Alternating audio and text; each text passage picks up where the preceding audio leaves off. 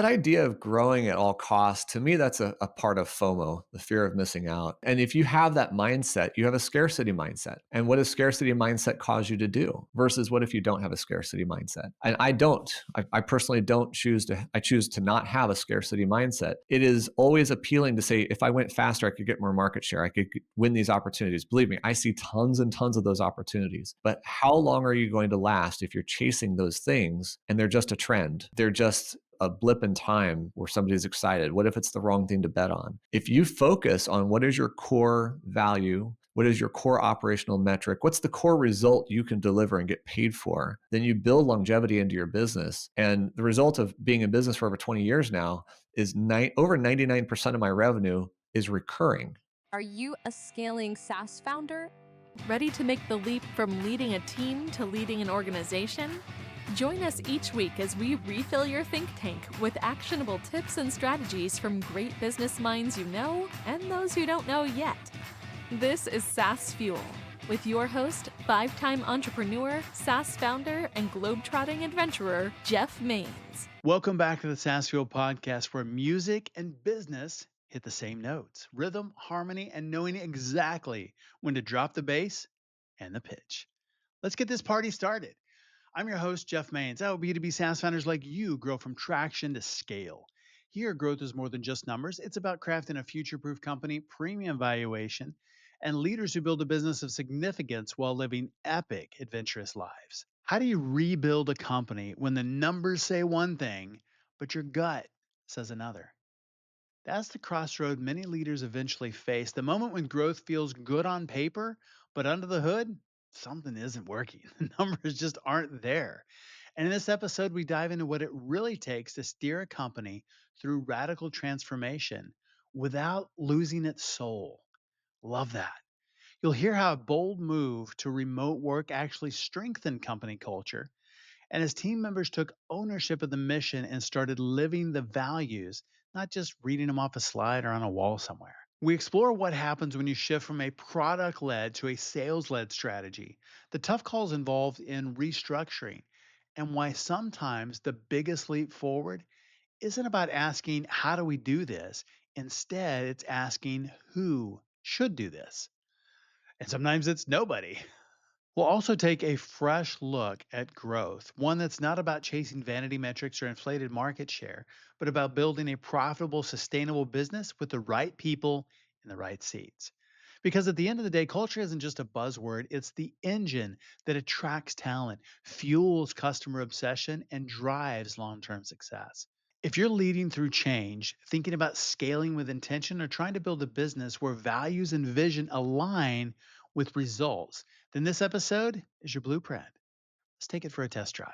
Our expert guest last Thursday was Joshua Mong, Fractional COO and System Strategist.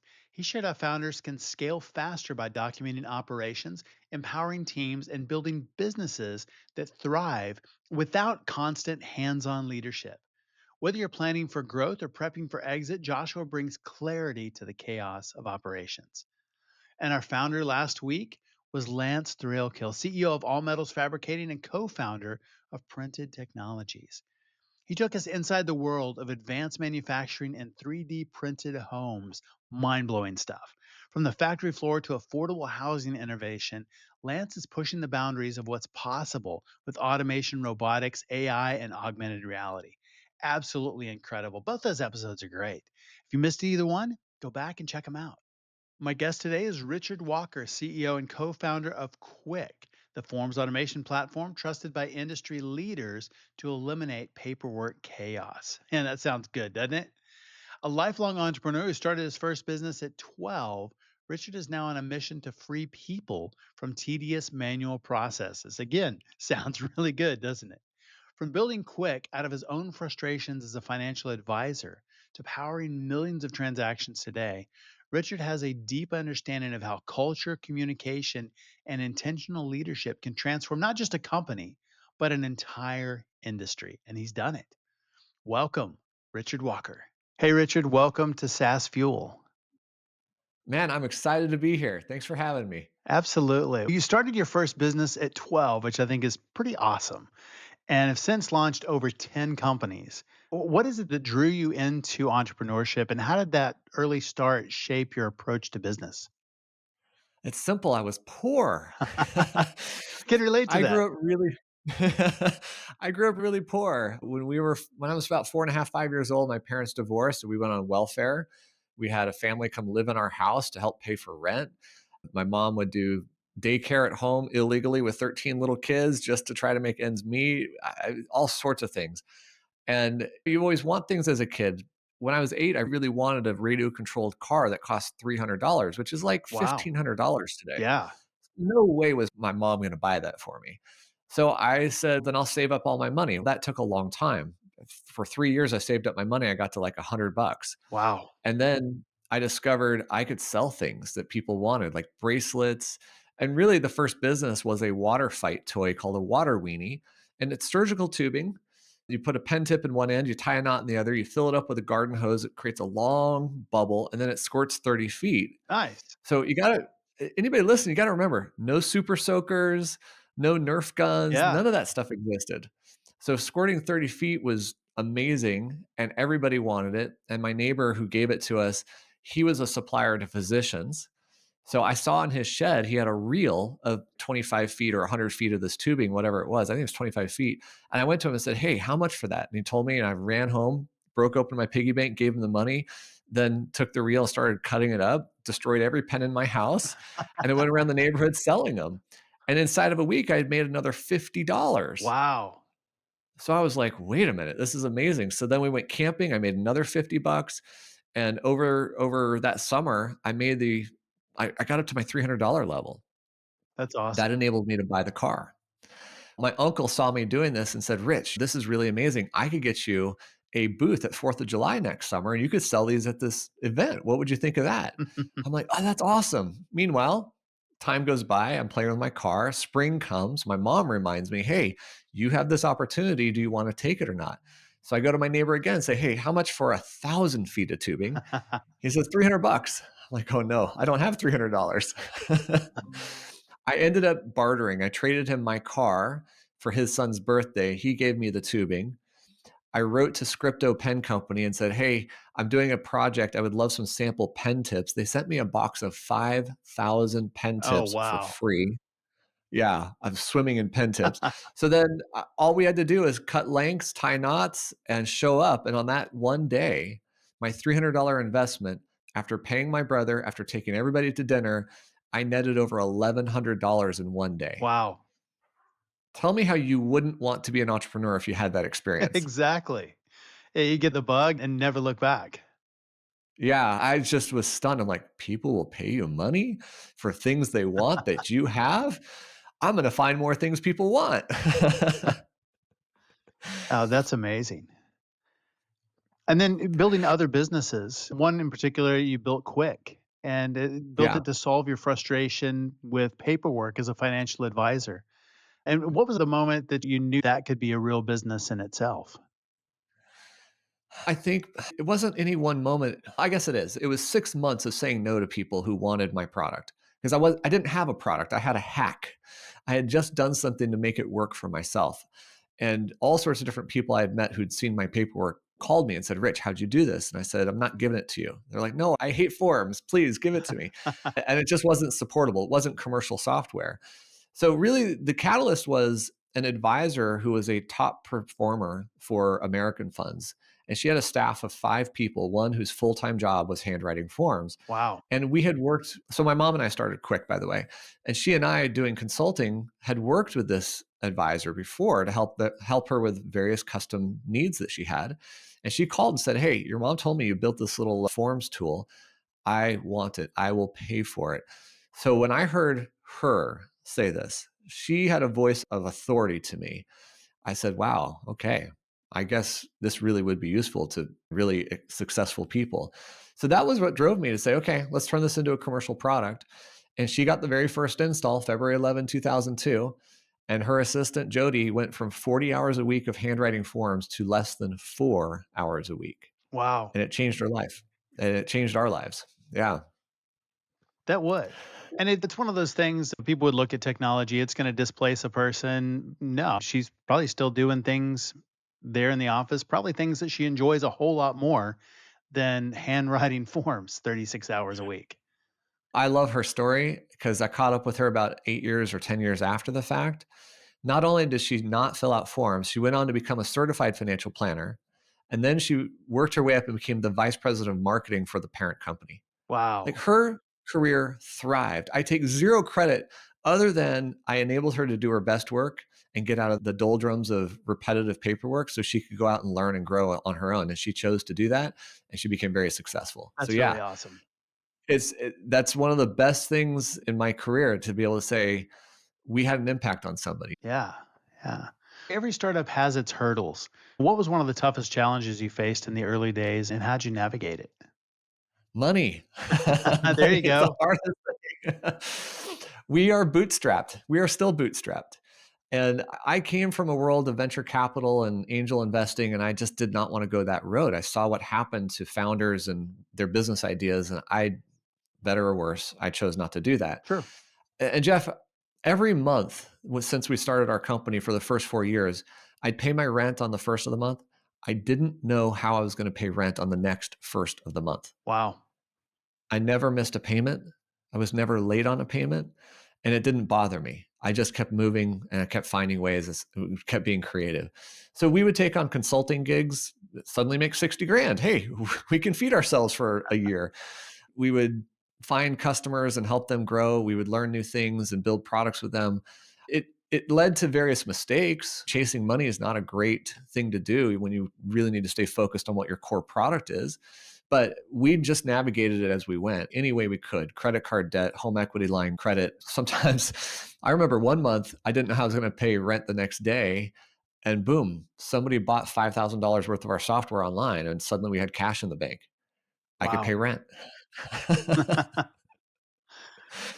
I love bootstrap founders, just that mindset of I'm going to figure out how to make this work. And it's not having a pile of cash to fall back on. You've got what you have and you figure out how to put those pieces together and turn it into something magical. Yeah, my pile of cash was 150,000 credit line on my credit cards. And for the first 4 years, 0% interest rates because they were really low rates back then. It, yeah, I didn't have any flexibility. And part of that comes from my background. I came from a place where we had zero flexibility with money for Yeah. most of my life. And I'm not saying it's a comfortable place to be in. I don't wish it upon anybody, but boy, do you learn how to change your mindset and not be stressed out about it. You learn how to adapt and find ways to make things happen. And so I look at money as a tool. It's a tool that enables me to do things. And I just have to figure out where I can get the next tool if I'm running low on it. Thankfully, today I'm not in that position. Yeah. Yeah. Yeah, it's taking that scrappy mindset and turning that into to something great and getting well past that. Do you find that that mindset of not having money or not having funding affects decisions and you have to take a step back and rethink? I have to shift my mindset to think differently now than you would have maybe in the early days. Yeah, still, I have a similar mindset even today. Even though we have a lot more revenue, we maximize our investment Sure. in our company. We still have limited resources on what we can do. Earlier this year, we chose to go through a restructuring so that we could allocate funds away from product development and into sales because we need to help more people and we've got to do things that help people know that we're here. And we have a very sophisticated, mature product. So we felt like we could make that kind of choice.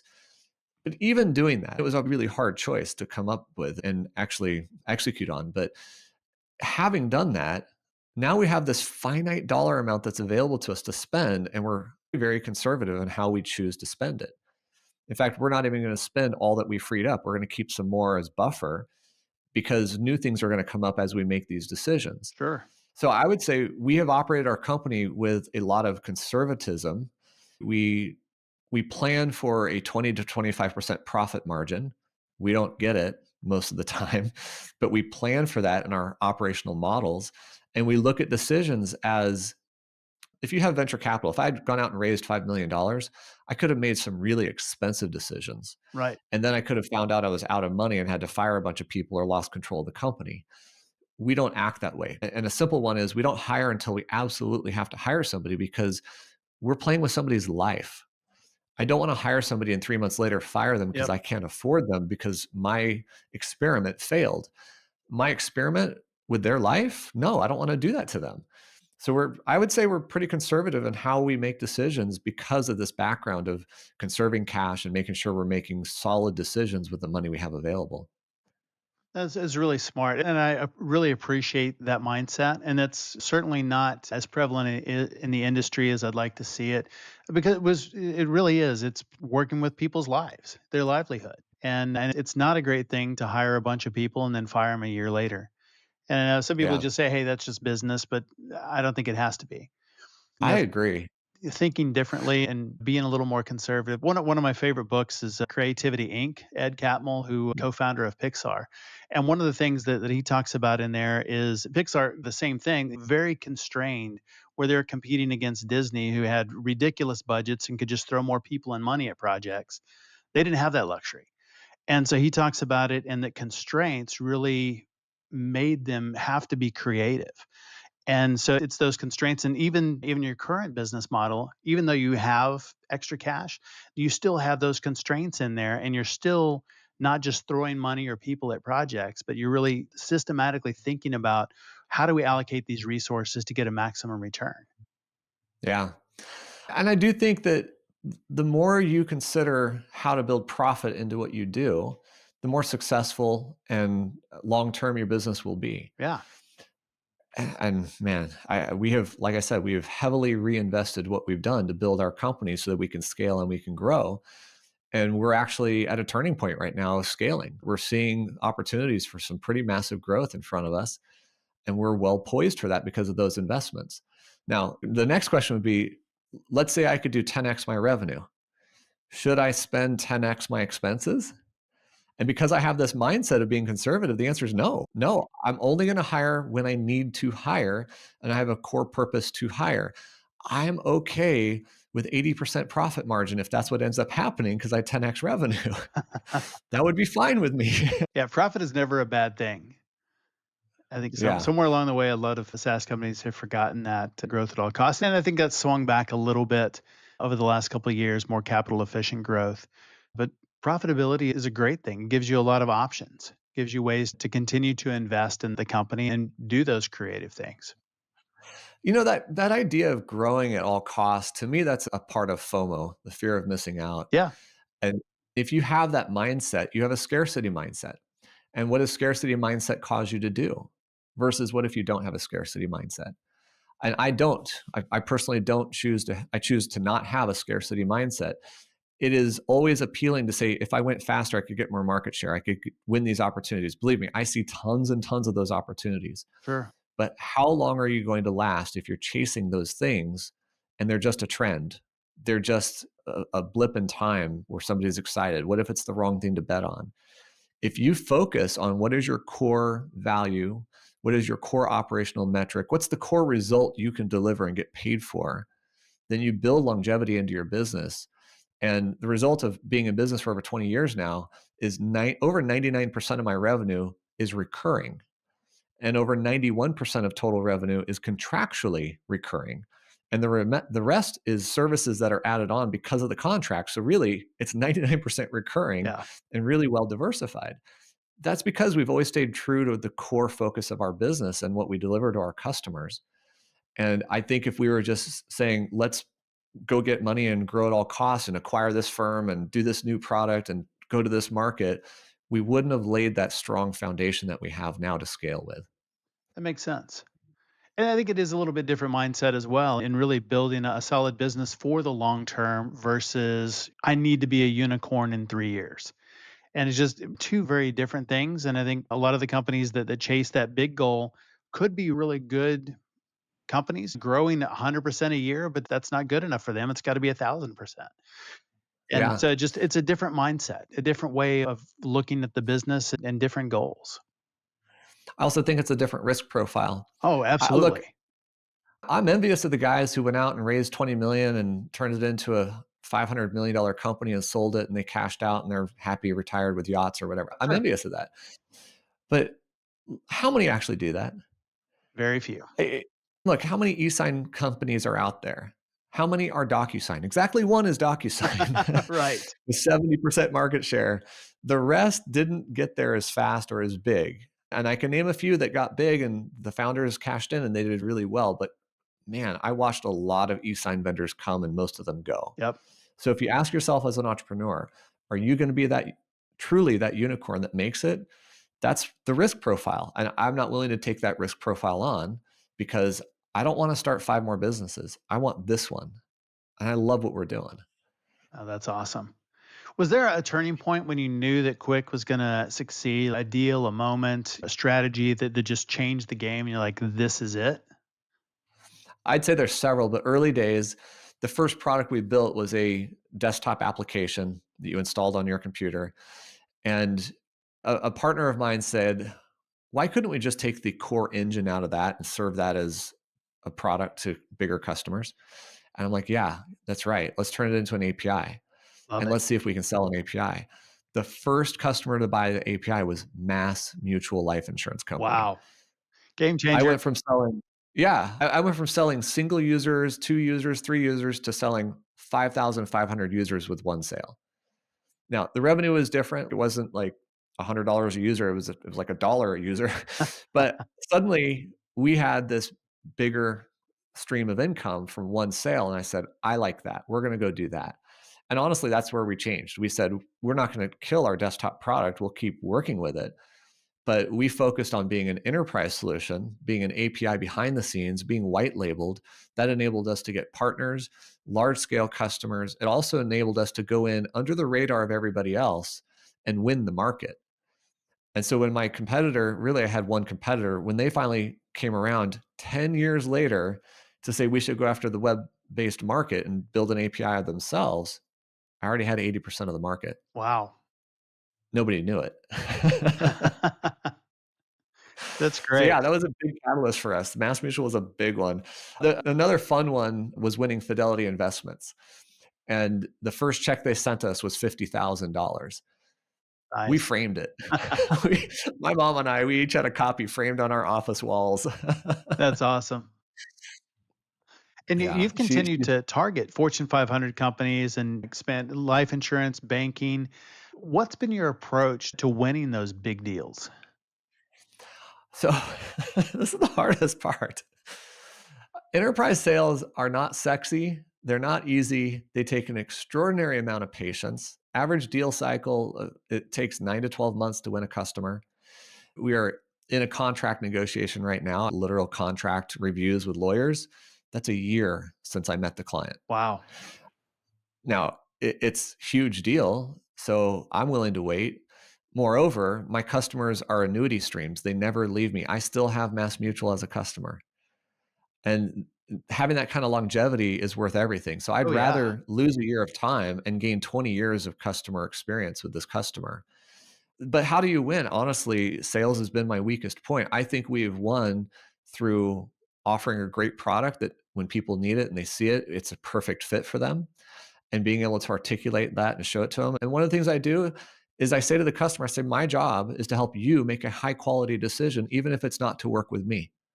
I like that. My second rule is I only want happy customers because I'm not here to sell you anything. I'm here to solve problems. And if I can solve it, you'll be happy. If I cannot, why would I sell you and have you unhappy? So I think that kind of pairing and relationship building with companies goes a long way. It does take time to build that rapport and trust.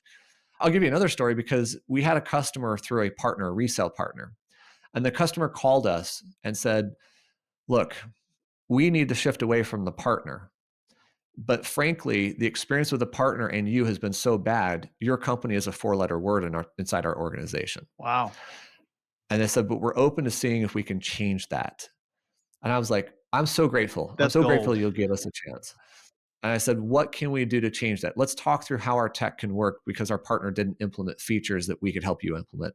Let us prove to you that we're worth what we can do. Let us demonstrate it. And so they did. And they ended up signing with us about 9 months later. And it's one of the bigger firms in our industry.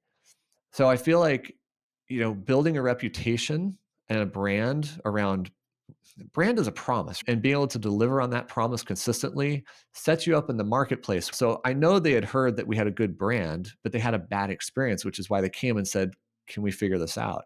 Now we're all friends. Now it's great.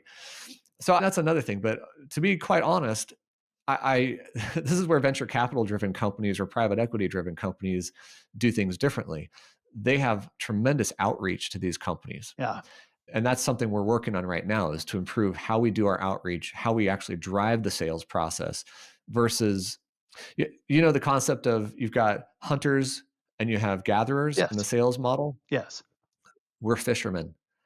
We're a different breed. I We like just it. put nets out into different pockets, different ecosystems.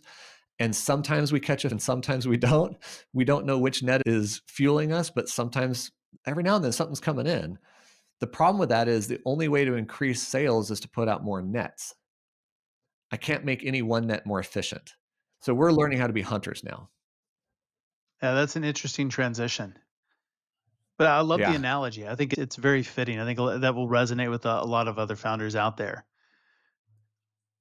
So I'll expand a little bit then. What is a net? To me, a net is anything that represents an ecosystem. So that could be a partner marketplace. Like we just got listed in the AWS, the Amazon Web Service Marketplace. That's a new net we have in the water, being exposed to that marketplace of opportunity. Yeah. Another one is partners, integration partners, because they talk about you, they have you on their webinars, or resale partners because they're selling their product and you add value to it. They're exposing you to their marketplace. And each of those partners, each of those marketplaces, each of those integrations adds to the number of nets out in the world, spreading the word about who you are and how you can help people. Of course, your own marketplace, meaning your set of customers going to events, going to trade shows and conferences, all of that plays into it as well. So it's a question of, what ecosystems are you in and how can you expose what you do through those ecosystems? Now, for us, we're a technical product, largely API driven. So it makes sense for us to be installed as apps or inside of other people's apps Sure. and product sets. Ready to future proof your company and scale to new heights? Dive into the ultimate resource designed just for SaaS founders and C suite executives. Champion Leadership Group gives you an unfair advantage in scaling up revenue and outwitting competitors. Imagine solving your biggest scaling headaches and hitting 5, 10, 20 million ARR and beyond with ease. We take away the guesswork and the grunt work and replace it with framework by supporting you with our on demand fractional C suite team, a powerful operating system built into software, and a thriving community of fellow scaling SaaS founders. That's how we make it happen. If you're stuck at your current revenue level, this is your ticket out. Feel like your company is the world's best kept secret?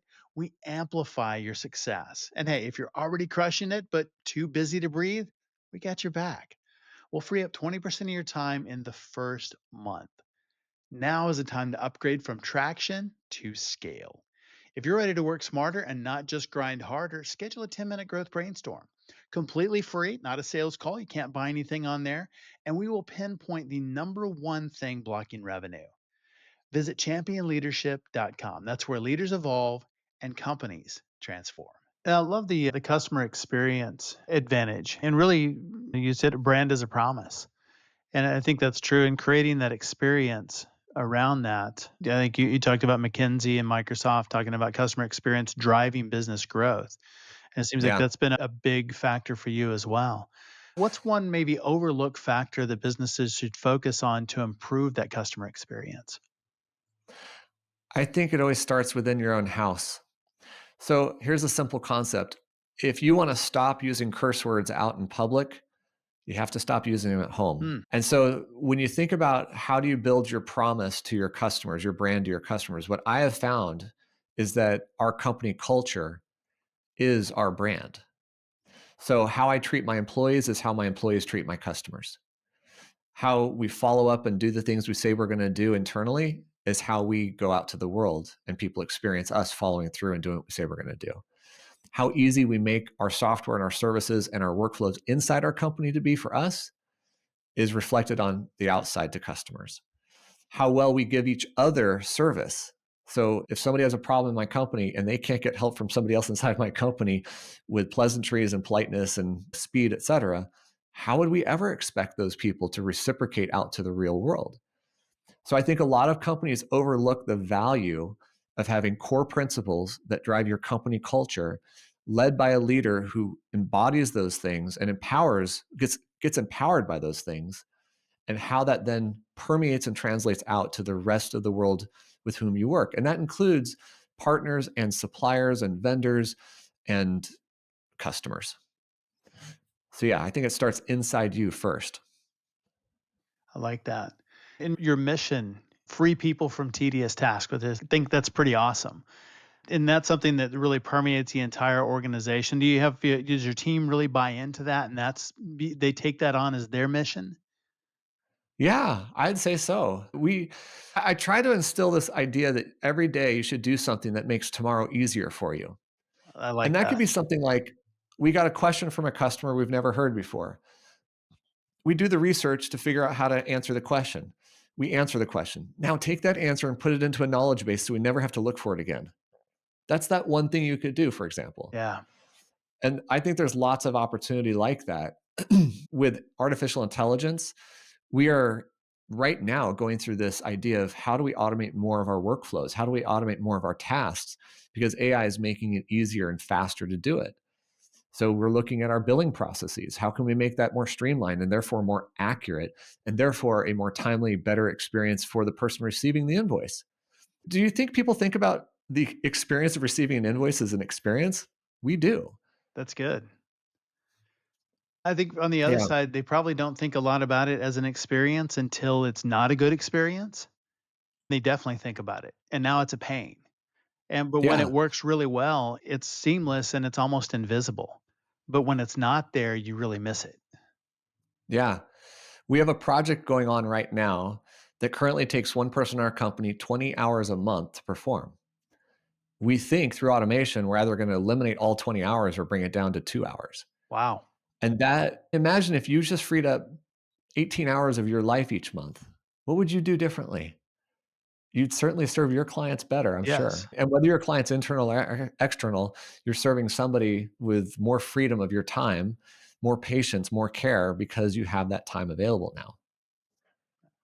How do you build that mindset into the culture, into the organization?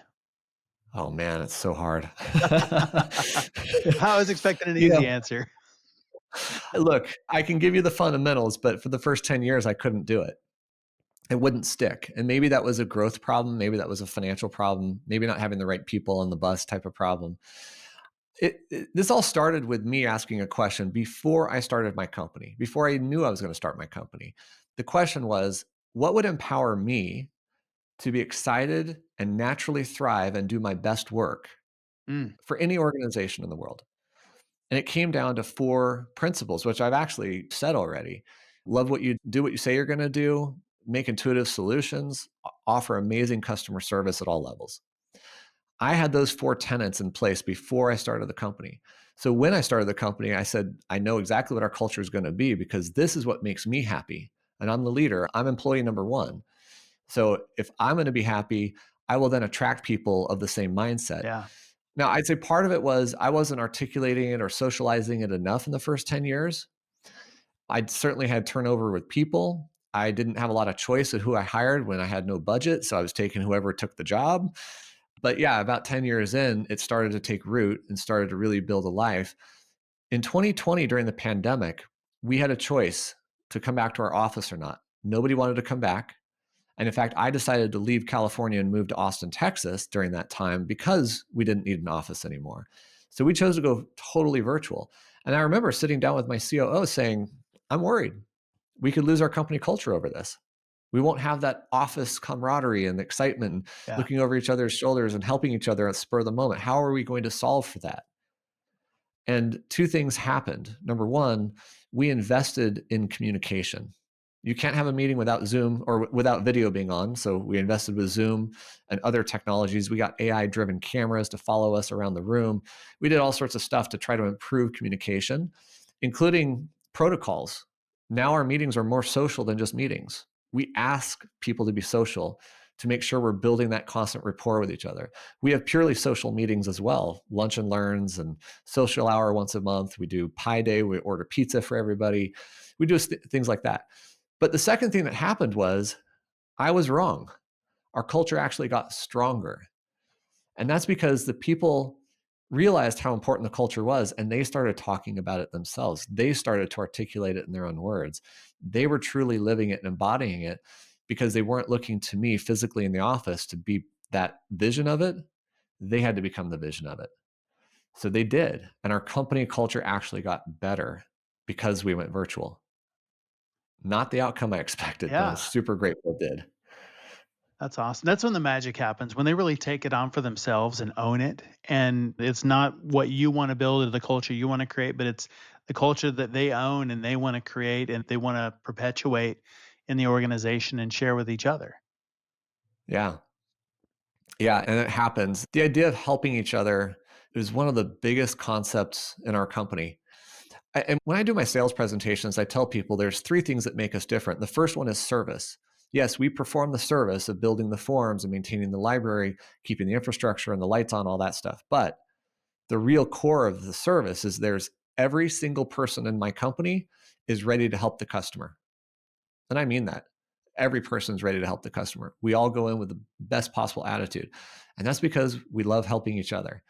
There is no politics. There is no infighting. There is no friction of, oh, this person sucks and I don't like working with them. That just doesn't happen here because we have attracted people who love to help others.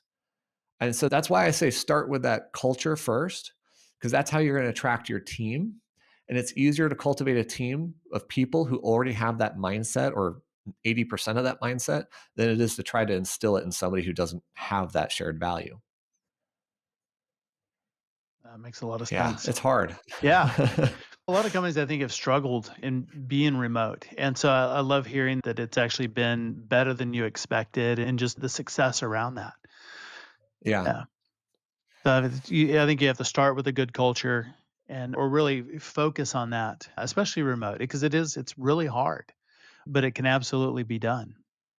Yeah. It may have really been to our benefit that we had an office first. And there's a core group of people who've been in the office together still, even Mhm. though that was 5 years ago. Man, how do you count that? Is that 5 or 6 now? I don't know. It doesn't seem that long ago, but it has been. Yeah, it is. So maybe that was the secret. To be honest, I'm thinking in the next 2 years, I'm going to get an office in Austin. And part of that is I work at home. I got 3 little boys. They can be noisy. That's part of it. I think part of it though is there is nothing like face to face. It's so Yeah. hard to replace face to face. The energy you feel, the nuance that you get. And I love being in Austin because there's an amazing talent pool here. Yes. We've been very successful hiring here. So I can envision hiring more people as we grow and getting to a point of I want an office where we can all be together. We'll see. Just like you're in Dallas, it's very sprawled out. My Yep. team's all over Austin. It's not like we're all next door. We'll see. Yeah. And we had that same kind of discussion. Do we keep the office? Do we not? And ultimately, we decided to hold on to it, but make it smaller. And Yeah. so just to have a smaller space, and people are in there as they want to be, and so it's not a have to. But there is something really great about being together face to face and being able to spend time, and so we do that on a regular basis. Yeah. That's good. What do you think that the biggest shift in your mindset is going from startup founder to really scaling a company that serves millions today? So I'm going to tell you the most recent transformation I've been going through because I've been through several, but this one's really big for me. In December of last year, I asked myself, I saw one of these memes on TikTok or Facebook that said, what did your 18-year-old self want of you at age 50? Because I just turned 50. And so I said, yeah, what was it I was looking for to be at when I was 50? And the number one thing that came to mind was the ideal of being a Fortune 500 CEO. And I graduated college with that intention. But as I started growing and learning about politics and rising through the ranks and the work that was going behind it and the type of environment I'd be in, I said, that's not what I want. I'm an entrepreneur. I really want to have my own company. So it's not like I gave up on the dream, but come on, to start from zero and become a Fortune 500 is a lifetime, if even Sure. possible. How many can you name? Michael Dell, Only a Steve few. Jobs. Yeah, there's only a few. So I then said, okay, did I give up on the dream? No, I gave up on the concept of Fortune 500, but I did not give up on the concept of being the caliber and quality of a Fortune 500 CEO. Yeah. So then I shifted and I said, what if I was the hired CEO, not the founder? What if shareholders had found me, given me compensation, and said, come run our company? How would I view the company? How would I answer questions differently? How would I address problems differently? And honestly, I sat with that kind of persona, tried it on for a couple of weeks, and I realized how different it was for how I would answer questions. And then I realized that's exactly who I need to be.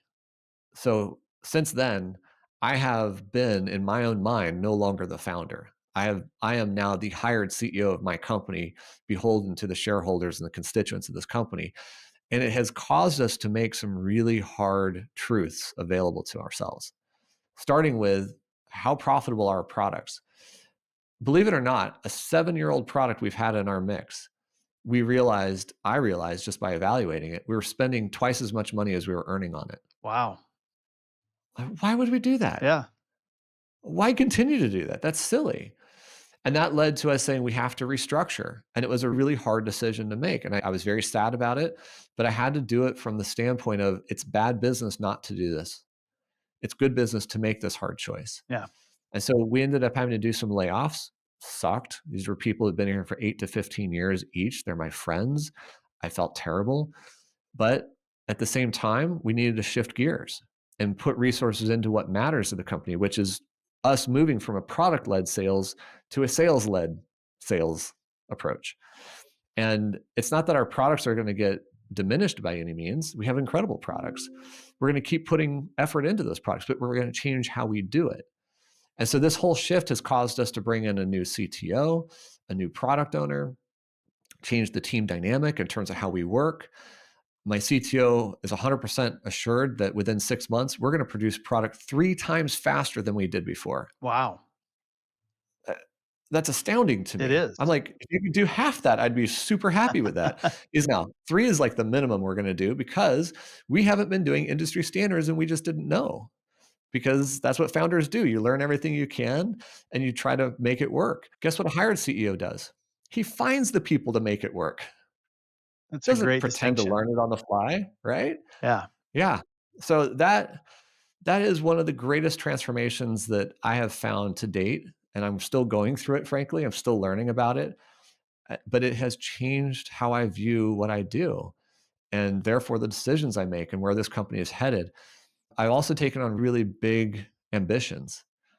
It's too easy as a founder to say, "Oh, I want 25% growth, 50%, maybe double would be amazing." Yeah. I'm asking how we get 10x growth.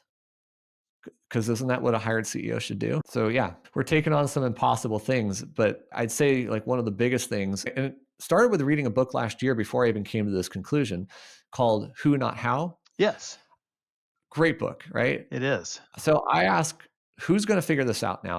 I'm no longer worried about how to figure this out. I now can say who and go find that person. And it's just been life-changing. Yeah.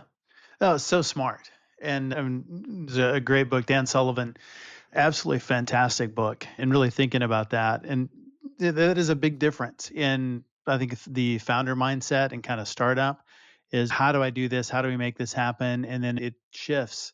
And that's really the power of who. And Mhm. who can make this happen? Who is it that already has done this? Who solved this problem before that I don't have to go and learn it all myself And or it's figure it out? amazing when you find that person.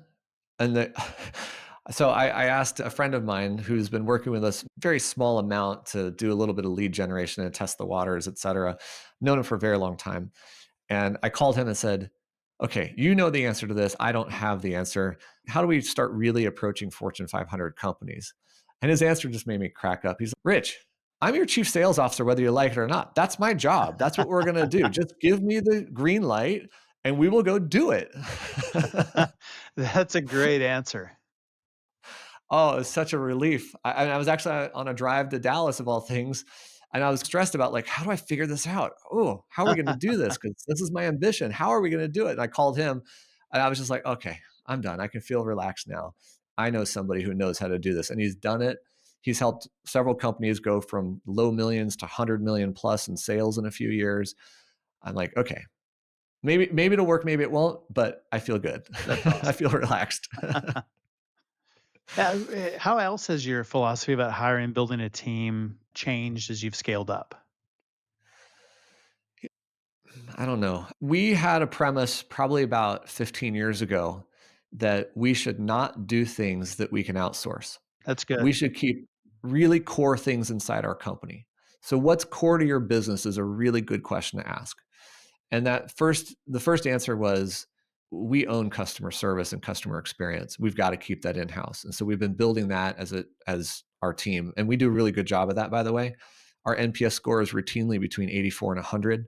That's awesome. Our CSAT scores was 99% last year. So we know that's something that we're really good at and we're going to keep it in-house. Software. We're really good at software design. Do we have to be really good at software building though? So then we said, let's bring in a team offshore to help with that. Same thing with infrastructure. Do I really need to go hire all the Amazon engineers when I can tap into incredible experience and expertise when I need it? So that's one of the ways that we look at this. So truthfully, I have something like 19 or 20 employees, but I have probably another 10 FTEs outsourced. Nice. And I don't need everybody to be full time either. That's the other great thing. Yeah, I know we haven't hit the scaling point in terms of people where politics really start to play in. That's I've heard between 75 and 150 people. I honestly don't expect it though. And maybe I'll be surprised. But if I see it, I'm going to cut it out like a cancer Yeah. because I'm not going to tolerate it. That's not who we are as a culture. Yeah, I'd say that focus on your core is a really good mindset for us to scale. It also means we don't hire until we really need to hire for that role. Because if you can get it fractionally somewhere else and just use that amount, that's a brilliant solution. Yeah, I love fractional because there's so many things that we just need a little bit of. We don't need full time until we get quite a bit bigger. And fractional will take you a long way in a lot of different roles. Yeah, it really will. Do you need a full-time lawyer? We're not that big. Do you need a Right. full-time HR person? Not really. Yeah. Yeah. Another thing that you've done that has been really successful in gaining customers and really spreading the word is your podcast, The Customer Wins. Tell me about that and how has that impacted your business? That has been one of the best things we've ever done, to be honest. Thank you for bringing it up. I started it because I was asking a different question. And by the way, if you don't hear this trend, I love to ask questions to spur innovation and ideas to change. And a lot of what I do comes from how do I solve a problem? So I was saying, how do I get on stage? How do I get to conferences and events where they want me to speak? I love public speaking. I've written 2 books, and those aren't the topics of my industry. So that doesn't get me on stage. What would? Guess what? Nobody wants to talk about forms. So they're not going to say, Right, Rich, come tell right. us all the great things about forms. So I looked at it and I said, okay, what am I passionate about? I'm really passionate about customer experience and customer success. And again, we're good at it. So I started asking, what's the best way to get that skill set? Do I go get a PhD? I don't want to go get it back in college. Do I get a certification? Yeah. I don't really want to be certified in the details of running a customer service organization. I have a VP for that. And then I was on a podcast just because I'm an entrepreneur. I was invited on, and I saw what they were doing is helping B2B companies reach their audience through the power of podcasting. And I said, oh, that makes sense. Yeah. What if my expertise in customer experience is just leveraging everybody else's expertise? What if I could interview everybody about their version of customer experience and customer success? Hear the tidbits and the tricks and the nuggets of really interesting things they're doing. Then, 2 or 3 years down the road, I will have amassed this kind of contextual knowledge and use that. And honestly, it's true because after the first year, I started seeing trends and patterns I had never seen before. I now have Yeah. a presentation of the 3 secret ingredients to building the best customer success. And I'll share one of them with you right now. Yes. And this came from, so I typically talk to people in wealth management, in fintech. Okay. So they have AI, they have technology, they have these needs, but about 20% of my guests are totally foreign to my industry.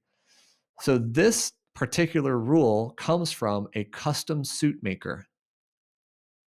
Think about the experience being a Yeah. custom suit maker.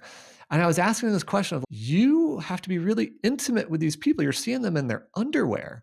You are touching their bodies and measuring their lengths, and you're touching into all their insecurities about how they look and feel. And he says, and my job is to help them feel confident and look great through the suit, et cetera. And what I realized was, wow, to do that, you have to really love your customer. Yes.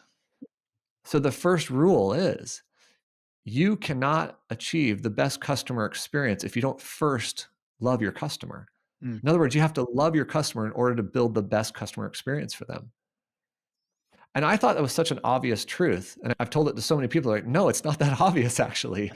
And so you think about it, like, if you don't like your customer, how would you ever think about how they feel?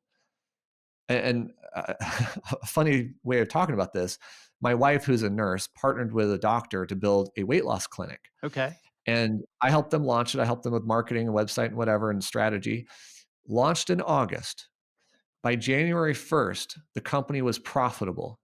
So in 4 months, we went from zero to profit. And we had seen a growth scale in front of us.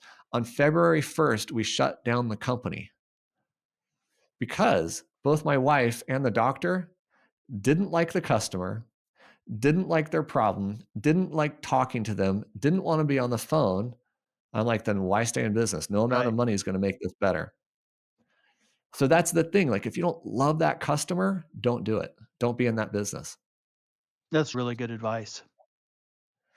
So I love the podcast. Don't take it away from me, man. It's one of my favorite things. That's awesome. Where can people learn more about you and about Quik and, of course, the Customer Wins podcast online? So it's easy to find us at quickforms.com. You can misspell it as it's branded, or you can spell it correctly. We own both domains. So quickforms.com. You'll find a menu item for the podcast, The Customer Wins. It's on all of the different streaming, Spotify, Apple, YouTube, etc. If you want to try to find me on LinkedIn, I am the Quick Forms CEO. And I just ask, if you reach out to me on LinkedIn, give me a personal note while we're connecting, because I love meeting new people, Awesome. but I don't just accept random invites. So yeah, Fantastic. We'll make sure and link that in the show notes. So good. cool. So, Rich, it's been a great conversation. Thanks for being on SaaS Fuel. Yeah. And hey, for all the listeners out here, Jeff's doing a really great job with this show. So go like it, subscribe to it. Just do that little simple thing to help him get the word out with what he's doing. Thank Thanks for you. having me on the show today. Thanks again, Richard, for coming on the show and sharing your journey and insights. You can learn more about Richard and Quik at quickforms.com. And it's Quik, Quik, quickforms.com. As always, all links, highlights, resources, and full show notes are available at SaaS Fuel. And be sure to check out our YouTube channel as well. Full video episodes, shorts, reels, training, outtakes, lots of stuff over there for you. And that is at Champion Leadership on YouTube. Thought leaders share. Share this episode with someone who prefers nuance over noise. Sounds like you, right? Everyone who shares this week gets a VIP pass to a networking event hosted by Dragons, where they pitch their startup, Fire, as a service. And who wouldn't want to invest in that, especially if you're there with Dragons and it's invest or get roasted? What if your biggest challenge could become your greatest advantage? Join me next time as we talk to Roger Crawford. He is called one of the most accomplished physically challenged athletes in the world by Sports Illustrated. Roger's inspiring story from Division I tennis to the Hall of Fame and global keynote stages will change how you see adversity and possibility. Then we dive into the world of actionable AI next week with Jonathan Mast 1 week from today. What does it really take to turn AI into a growth engine?